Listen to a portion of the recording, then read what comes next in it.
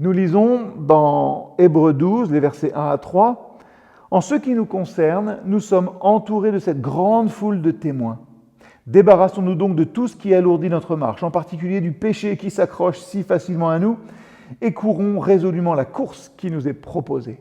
Gardons les yeux fixés sur Jésus, celui par qui notre foi a commencé et qui l'amène à la perfection. Au lieu de la joie qui lui était proposée, il a accepté la mort sur la croix, sans tenir compte de la honte attachée à une telle mort. Et maintenant, il siège à la droite du trône de Dieu.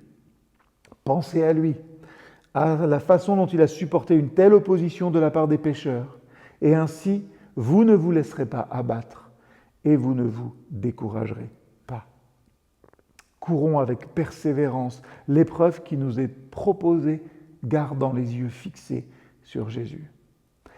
Dans de nombreux pays, l'Église, parce qu'elle est persécutée, ne peut pas briller sous les projecteurs. Elle vit dans l'ombre, souvent cachée, rejetée. Pourtant, elle court cette course avec persévérance.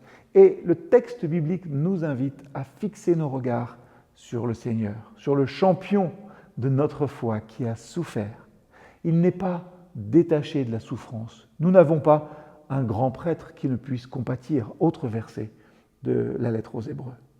L'Église persécutée nous montre ce qu'est le témoignage dans l'ombre.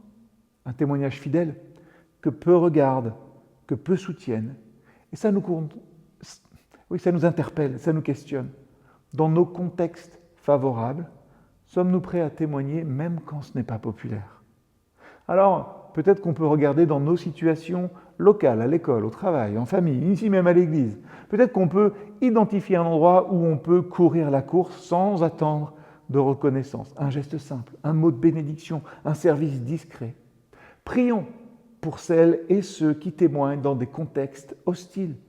Demandons à Dieu qu'il soit revêtu de persévérance. Enfin, engageons-nous à rester fidèles aussi, nous qui avons ce privilège de pouvoir louer Dieu, le célébrer, l'annoncer librement. Engageons-nous à rester fidèles dans notre ministère, même quand on ne voit pas beaucoup de résultats.